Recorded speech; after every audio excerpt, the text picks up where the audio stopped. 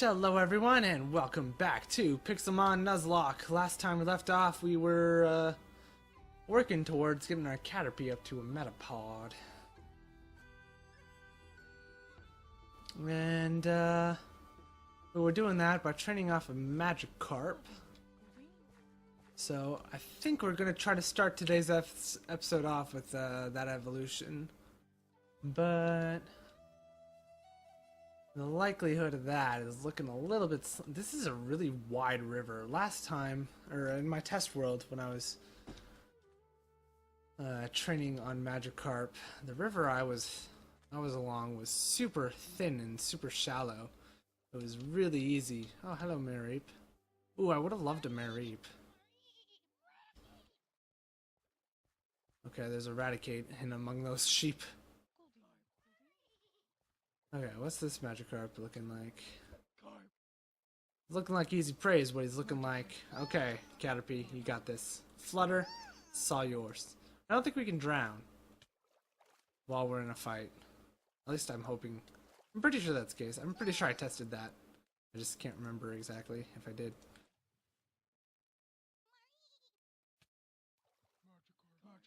Everything kind of gets the underwater tinge, which is a really interesting effect.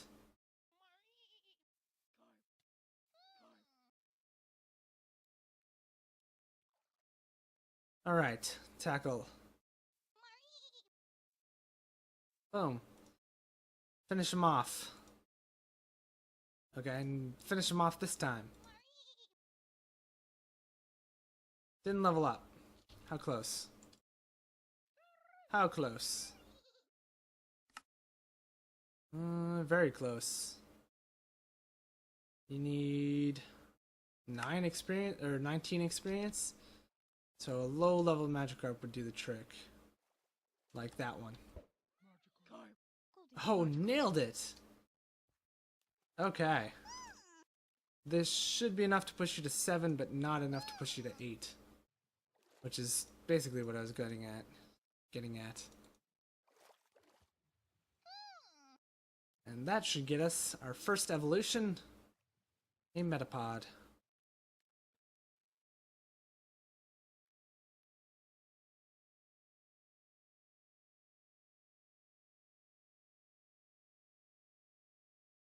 Okay, well this is the worst view of this ever of all time. I like the rainbow effect though. That's much better than the old just normal fog. I wish I could see it, but whatever. Yay, Metapod. And why did I get a TM for Water Gun? Was that a... There's no way that was a boss. Why did I get a TM for Water Gun?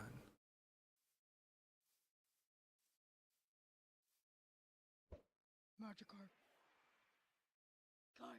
Can't learn Water Gun. Huh? Oh well. You know what? I'm not complaining, I guess. I'm surprised that there is a TM for Water Gun. I mean, that sounds like such a basic move. I can't say I've ever played a game that had Water Gun as a TM. So, that in itself is a little bit surprising. The idea that it might not be in any of the games, but it's in the mod, is what I meant by that. Oh, look, a little Togetic. Floating around. I don't know how to get Togepi's. I think you have to catch a Togetic and then breed it backwards to get a Togepi. If Togepi is even in the game. And I don't think you can get a Togekiss. Oh man. Look at this. A pig spawner.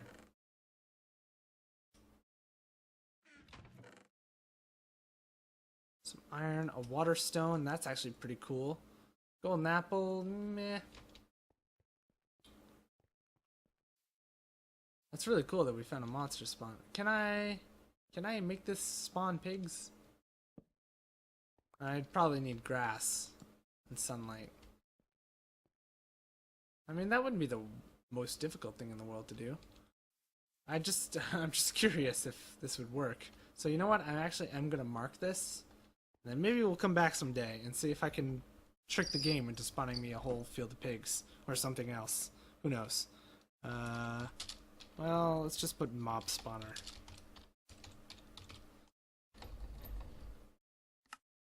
Save. I also have to mark that forest for our spinnerack, which I forgot to do in the last episode. So you are going to be the spinnerack forest.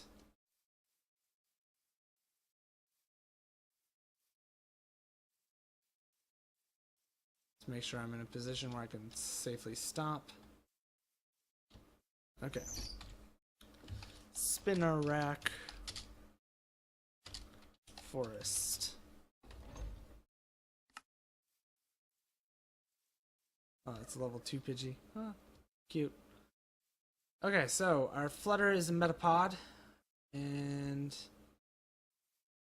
our Magikarp is, well, barely leveling up at all, but still. So basically, what I'm going to be doing for the night, for a while at least, is I'm just going to be putting out our Magikarp first against other teen-leveled Magikarp, or basically anything under 10, and then swap him out for any other opponent to just wail on the Magikarp until it's gone. And that'll be the strategy for now. I think...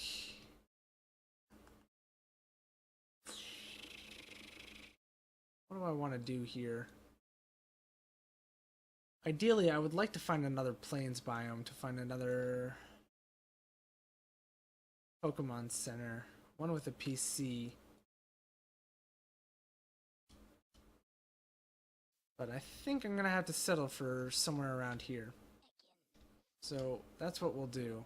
I'm going to go to the Pokemon Center. I'm going to start setting up a few things.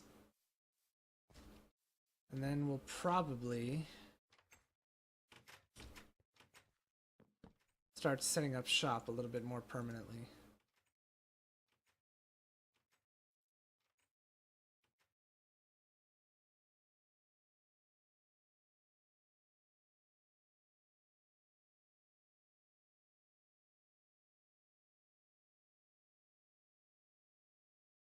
And then we'll need a furnace as well.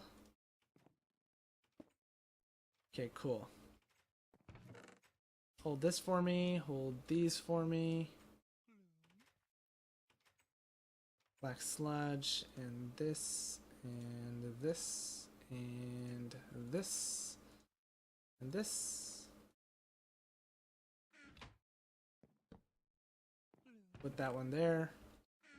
And you can hold our clownfish for us. You can be our first source of fuel. And now I'm going to go back into the forest and we're going to go start collecting some wood, which we're then going to use to build something new. I think we're going to start, I'm going to make a fenced off area for which I can put my apricorn farm in. So we're going to have to settle on the size for how big we want our farm to be. It's a level 9 Skitty. It shouldn't pose a threat, I don't think.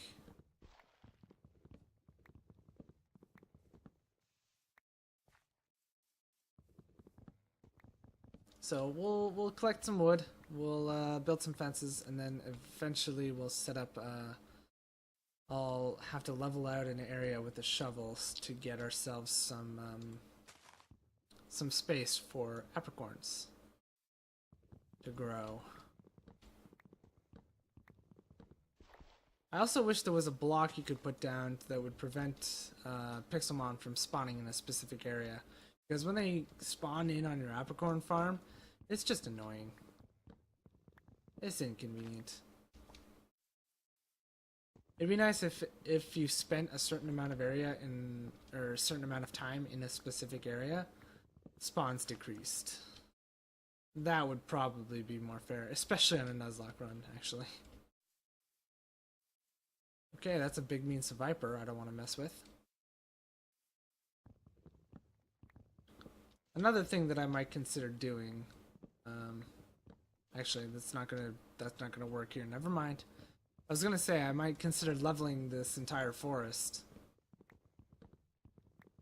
That way I could see whatever spawns in here, easy peasy. But that really doesn't give me any benefit, really, because I can't catch anything, so it really doesn't matter. I guess it would be better for grinding and maybe finding a legendary that spawns in a forest biome, but I don't think very many legendaries spawn in just a vanilla forest. At least none that I can think of off the top of my head.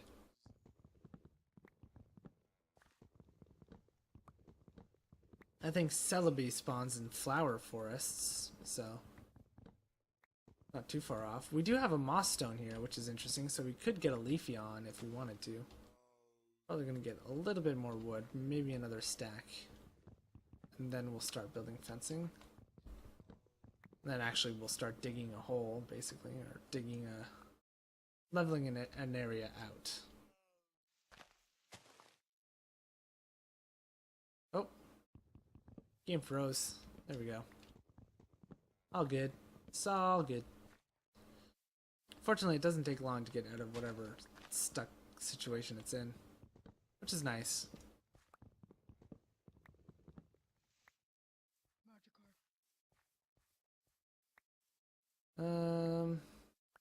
Let's see here.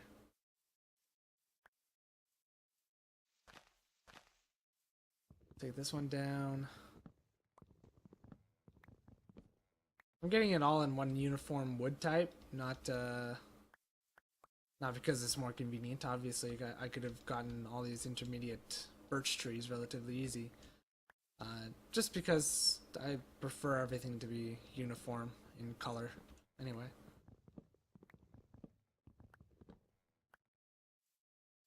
I'm very particular about design, despite the fact that I cannot build to save my life.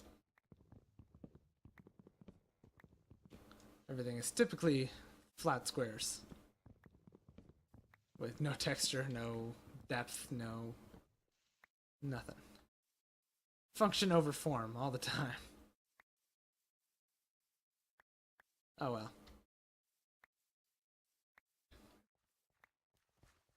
Let's get this so it can respawn while we're doing our thing. Alright, how many of these things do I have? A stack and 37?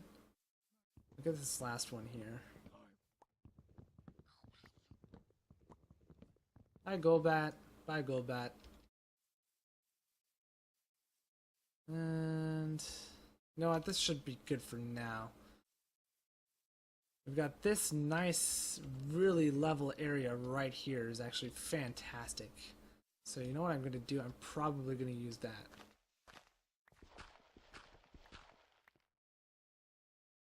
Well, unfortunately, one of those turned to flint, so I can't turn it to gravel. So, it's unfortunate, but you know what? I'm still going to swap out the ones that I can.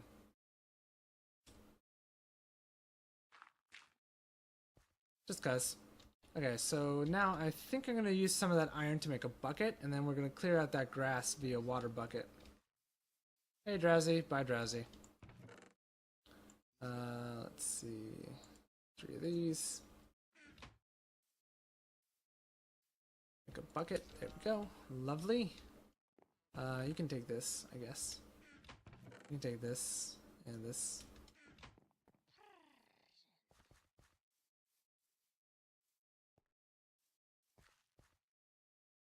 Oh.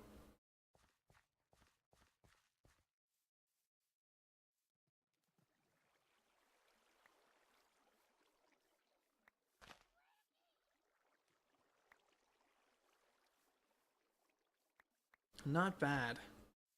So typically my strategy with Pokemon games is to level out my team evenly. But however, for a Nuzlocke run, I think it's a really good idea to have one teammate significantly stronger than the others, so that you can avoid situations where you run into one thing that could wipe your whole team. That if things are going bad, you can switch in, they can take the hits, and they can take out the threat. So we'll probably end up power leveling one of our teammates significantly further than the others. And I'm not gonna lie, because the fact that they evolve in only 6 more levels, it's probably gonna be Magikarp. I think I'll probably be able to get to a Gyarados relatively quickly before I can get to a Charmeleon and a Pidgeotto.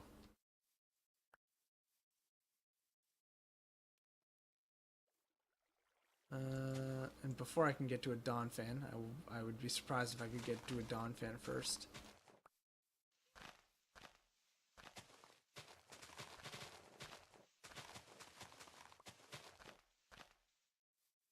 Okay, so here's a really nice area. I can start an apricorn farm.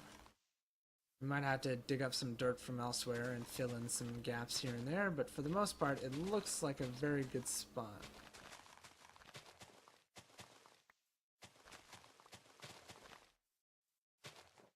So I think I'm gonna be planting my apricorns in sets of 3s, at the very least. So what we're gonna do is we're gonna take this water bucket, and right now the most prevalent 3 I have is, or the highest count of 3 I have is 9. So let's see how 9 looks just laid out. Now there was an update that you had to paste these every other block, and I don't know if that's still the case or not. Be right back.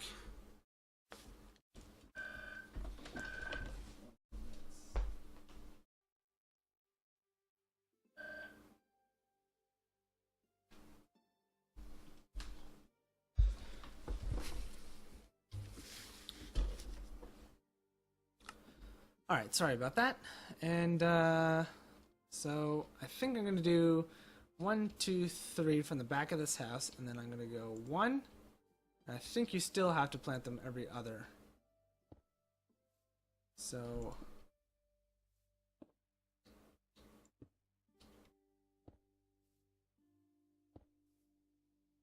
alright, how much room does 9 take up? Quite a lot. So I think we're gonna cap off our farm at 9. I think that's fair. And then between each row, I think I'll do I want to leave it to 1 block between each row? I think I will. And you know what? I'm going to avoid planting something until I have 9 of it. So for now, we're just going to have pink apricorns growing. So I think that's okay. In which case, we're going to store the extra wood because I'm not going to build the fences until I have everything down for them. And then we'll just start, we've already got some of our apricorns growing, so that's cool. And now, I think we'll just conduct business as usual.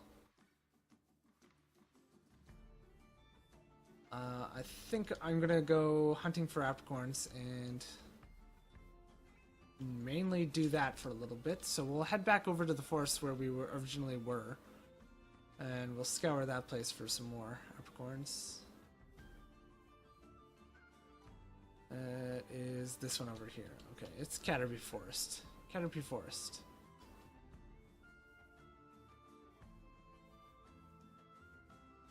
Seems so far away.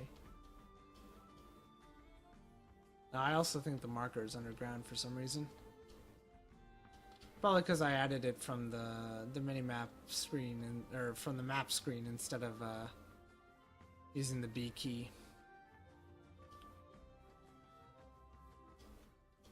Because there's no way that's not underground. Okay, we got another blue one. Oh man, that's a Charizard. Oh.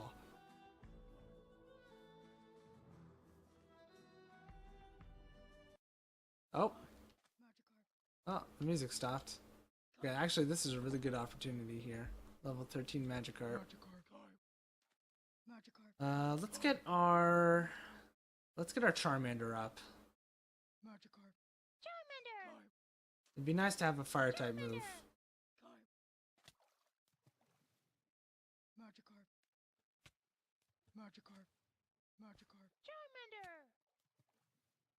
Charmander! Okay.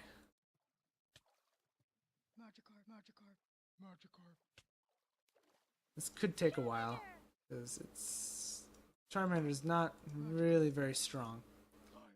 Neither is the Magikarp, but the Magikarp's got level on him. Charmander!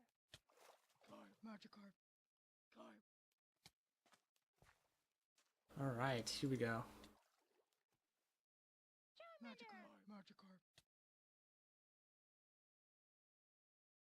Alright, level 6. Awesome. What is that? Level 7? Level 7, level 8, level 7. Take the one that's got the better chance of running away. Oh man.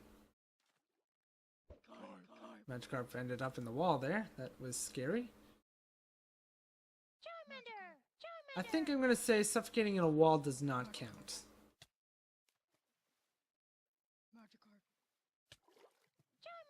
At first, I was gonna say I would see how long I would see how often it takes place over the course of our run, and determine if it's very easily avoidable or if it's just an annoying hazard that you can't really avoid. But I think either way, I still don't like the idea of you being able to accidentally suffocate your guy to death.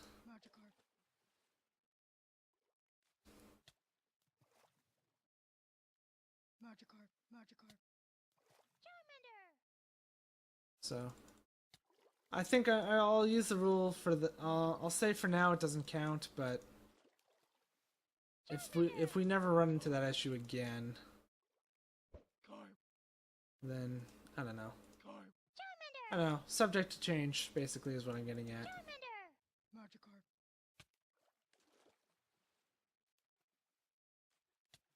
Because at first, when I thought it wouldn't it wouldn't be a very prevalent problem.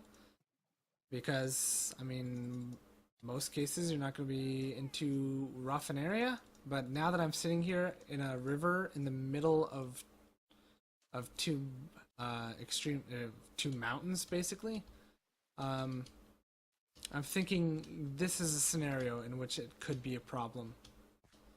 And in that case, it would probably be a good idea to not have that be a valid wipe condition. So I don't know. We'll see. We'll see how common a problem it is. If it's extremely common, like your guys are just like suffocating to death left and right, then absolutely it's not going to count. That's cool. But if it's not, like if it happens like every, I don't know, every arbitrary amount of time, then I guess it's not a problem and therefore it's avoidable, so you should be more careful, and it's on you. I don't know, we'll see. But that's going to do it for this one, so thank you all for watching. I hope you've enjoyed all that fun stuff. As always, if you did enjoy, please consider leaving a like or a comment. Any and all feedback is very much appreciated. Helps me out a ton, and I always love hearing from you guys. And I will see you all in the next one. Bye for now.